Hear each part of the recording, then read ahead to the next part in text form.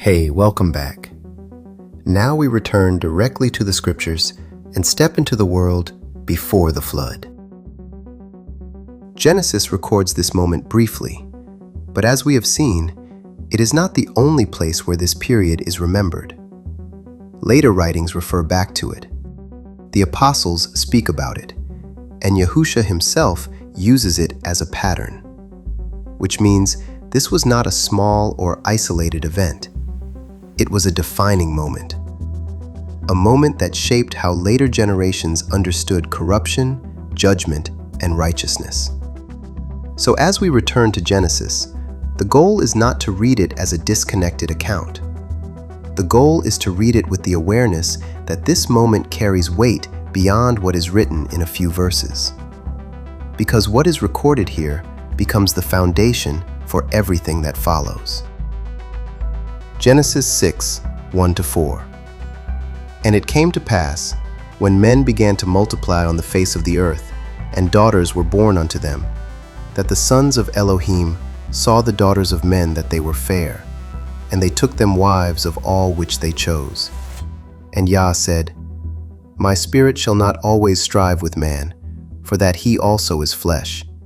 Yet his days shall be 120 years. There were giants in the earth in those days, and also after that, when the sons of Elohim came in unto the daughters of men, and they bare children to them, the same became mighty men which were of old, men of renown. This passage now brings us directly into the period that has already been introduced.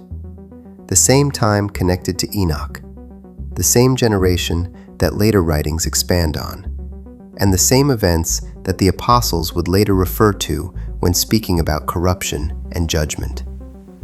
Genesis records what happened, but it does so in a condensed way. It tells us that the sons of Elohim saw the daughters of men. It tells us they took wives. It tells us that giants were in the earth in those days. And it shows us that something took place that disrupted the natural order of creation. But the passage does not stop to explain every detail. It presents the event, and then it moves forward. And this is where understanding becomes important, because the phrase, sons of Elohim, is not new. It appears in other parts of Scripture, such as in the book of Job, where it clearly refers to heavenly beings presenting themselves before Yah. So when Genesis uses that same language here, it is not introducing something unfamiliar. It is using language that already has meaning, which raises a clear question. What exactly took place during this period? The text does not fully explain the mechanics of it, but it does make the result clear. Something happened that was outside of the intended order, and the outcome was not neutral. The world became corrupted, violence increased, and the condition of humanity changed in a way that affected all flesh. So the focus of the scripture is not speculation, it is consequence. Because whatever took place during this time, it led to a level of corruption that had not existed before. And that corruption is what leads directly into what comes next. Genesis 6, 5-13. And Yah saw that the wickedness of man was great in the earth, and that every imagination of the thoughts of his heart was only evil continually. And it repented Yah that he had made man on the earth, and it grieved him at his heart. And Yah said, I will destroy man whom I have created from the face of the earth, both man and beast, and the creeping thing, and the fowls of the air, for it repenteth me that I have made them. But Noah found grace in the eyes of Yah. These are the generations of Noah. Noah was a just man and perfect in his generations, and Noah walked with Elohim. And Noah begat 3 sons, Shem, Ham, and Japheth. The earth also was corrupt before Elohim, and the earth was filled with violence. And Elohim looked upon the earth, and behold, it was corrupt, for all flesh had corrupted his way upon the earth.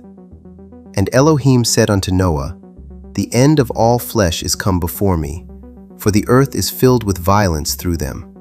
And behold, I will destroy them with the earth. The scripture now shows us the condition of the world as a result. The wickedness of man had become great in the earth. The thoughts of the heart were continually evil. Violence filled the earth. All flesh had corrupted its way. This was not a small shift. This was a complete breakdown of order. Something had changed in the structure of the world itself. And in the middle of that corruption, one man is set apart: Noah. The scripture does not describe him as perfect because of his environment. It describes him as different from it. While the world moved toward corruption, Noah walked with Elohim. And because of that, he found grace in the eyes of Yah. This contrast becomes important because it shows that even in the midst of widespread corruption, faithfulness was still possible. And that distinction is what led to preservation. Genesis 7:21-23. And all flesh died that moved upon the earth, both of fowl and of cattle and of beast and of every creeping thing that creepeth upon the earth, and every man, all in whose nostrils was the breath of life, of all that was in the dry land, died. And every living substance was destroyed which was upon the face of the ground, both man and cattle, and the creeping things, and the fowl of the heaven, and they were destroyed from the earth. And Noah only remained alive, and they that were with him in the ark. The flood then becomes the judgment that follows. Everything that lived upon the earth was destroyed. The world that existed before this moment came to an end. A new beginning started through Noah. But what took place before the flood was not forgotten. It remained part of the understanding passed down through generations. And that is why later writings, prophets, and apostles continued to refer back to this period, not as a distant story, but as a warning. And it is through those later writings that we begin to see how that period was understood more fully. 2 Peter 2:4. For if Elohim spared not the angels that sinned, but cast them down to hell, and delivered them into chains of darkness, to be reserved unto judgment. Peter now speaks about that same period, but he approaches it from a perspective that adds weight to what Genesis records. He describes angels that sinned, not as a possibility, not as a metaphor, but as an event. He says they were cast down and delivered into chains of darkness, reserved unto judgment. What stands out is not just what he says, but how he says it. Peter does not pause to explain who these angels are. He does not describe when it happened. He does not give a detailed account of their actions. He speaks about it as something already understood. This tells us that the early believers were not unfamiliar with what took place during those early generations. There was already an established understanding that certain heavenly beings had transgressed, and that their actions were serious enough to bring judgment. So Peter is not introducing something new. He is referencing something known, and he uses it as a warning. Because if judgment came upon those who were in a higher position, then rebellion at any level carries consequence. 2 Peter 2:5. And spared not the old world, but saved Noah the eighth person, a preacher of righteousness, bringing in the flood upon the world of the ungodly. Peter then connects that rebellion directly to the world before the flood. He does not treat these as separate events. He moves from the angels that sinned to Noah in the same flow, showing that these things belong to the same period, the same unfolding of events, the same increase of corruption. And in the middle of that, Noah is presented again, not just as someone who survived, but as a preacher of righteousness, which means that even in that generation, there was a witness being given. The corruption was not happening in silence. There was truth being spoken, but it was not received. And the flood that followed became the result of that rejection. Jude 1:6. And the angels which kept not their first estate, but left their own habitation, he hath reserved in everlasting chains under darkness unto the judgment of the great day. Jude confirms the same understanding, but he adds another layer to it. He speaks about angels who did not keep their first estate, which means they did not remain in the position or order that was given to them. They left their proper habitation. They crossed a boundary. And as a result, they are now reserved in everlasting chains under darkness until judgment. Jude does not explain the full account either. He references it, just like Peter, which again shows that this was not hidden from the early believers. It was understood, and it was used as a warning that stepping outside of the order established by the Most High leads to judgment. Luke 17:26-27. And as it was in the days of Noah, so shall it be also in the days of the Son of Man. They did eat, they drank, they married wives, they were given in marriage, until the day that Noah entered into the ark, and the flood came and destroyed them all. Yahusha then brings the focus back to the days of Noah. But instead of describing the supernatural aspects of that time, he points to the condition of the people. They were eating, drinking, marrying, continuing with life as usual. There was no sense of urgency, no awareness of what was taking place around them. Even though corruption had spread, it had become normal. And this is important because it shows that judgment does not come only because of events. It comes because of the condition of a generation that no longer recognizes what is right. They continued as if nothing was wrong until the moment the flood came. Matthew 24:37. But as the days of Noah were, so shall also the coming of the Son of Man be. Yahusha then repeats the same comparison. As it was in the days of Noah, so shall it be. This is not just a reflection on the past, it is a pattern where corruption increases, where awareness decreases, and where people continue in normal life without recognizing the time they are in, until judgment comes. And this brings everything together, because the same period that Genesis records briefly, the same events that involve rebellion, corruption, and judgment, are the same events that the apostles and Yahusha point back to as a warning for every generation. Matthew 24:38-39. For as in the days that were before the flood, they were eating and drinking, marrying and giving in marriage, until the day that Noah entered into the ark, and knew not until the flood came and took them all away. So shall also the coming of the Son of Man be. These verses continue the same comparison. The people of Noah's generation continued their lives as usual. They did not realize that the corruption of their world had reached a point where judgment would follow. The flood arrived suddenly, ending the world they had known. Yahusha's words emphasize the importance of spiritual awareness. Just as Noah remained faithful during a time of widespread corruption, believers are called to remain faithful in every generation. The memory of the flood serves as both a warning and a reminder that the Most High watches over the condition of the earth.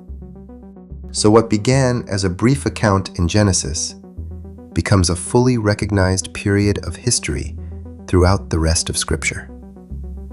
The apostles understood it, Yahusha referenced it, and the early believers were expected to recognize what it meant, which shows that these events were not isolated or unclear.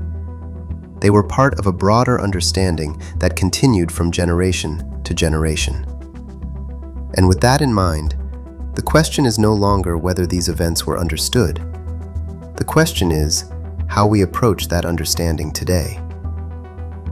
The wisdom of the Most High remains available to those who seek it with humility, patience, and a heart that desires truth.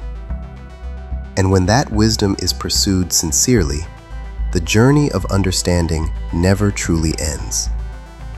As we bring this lesson to a close, remember what the Scriptures have shown us from beginning to end.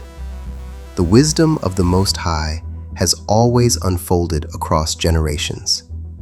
Some truths are spoken plainly, while others require patience, humility, and a willingness to search the Word carefully. From the earliest patriarchs like Enoch and Noah, to the prophets, to the apostles, the message has remained consistent. The Most High calls people to walk with Him, to seek wisdom, and to remain faithful even when the world around them moves in another direction. Along the way, many writings appeared that reflected on those early generations. Some preserved traditions about figures like Enoch. Others, such as Sirach and Jubilees, emphasized the pursuit of wisdom and the importance of remembering the history of those who walked before us. Even within the Scriptures themselves, we see hints that earlier generations sometimes preserved history in other records. The book of Joshua says the account of the sun standing still was written in the book of Jasher. Later, in the time of David, the people were told to learn the Song of the Bow, which was also written in the book of Jasher. And in the book of Numbers, there is a reference to another record called the Book of the Wars of Yah. These moments remind us that people in the ancient world sometimes preserved testimony and history in writings that were known among them. These writings remind us that people in the ancient world wrestled with the same questions we ask today. They sought to understand the events recorded in the Torah and to preserve lessons that could guide future generations. At the same time, the Scriptures give us clear instruction about how to approach every teaching and every tradition. We are told to search the Scriptures, to examine what we hear, to prove all things and hold fast to what is good. The Torah also warns us clearly, "Ye shall not add unto the word which I command you, neither shall ye diminish aught from it." And again it says, "What things soever I command you, observe to do it. Thou shalt not add thereto, nor diminish from it." That means we remain grounded in the Word of the Most High. Every idea, every teaching, and every ancient writing must be measured against what has already been revealed. Some writings may provide historical insight and help illuminate how earlier generations understood the Scriptures. Others must be set aside because they move away from the truth preserved in the Word. The Scriptures themselves even acknowledge that not every act or word was recorded. As it is written in John, there were many other things Yahusha did, which, if they were written every one, the world itself could not contain the books that should be written.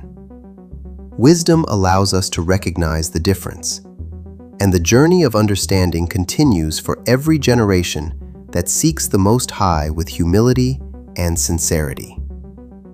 So when someone hears about writings like Enoch, Jubilees, or Sirach, the response should not be fear and immediate rejection, and it should not be blind acceptance either.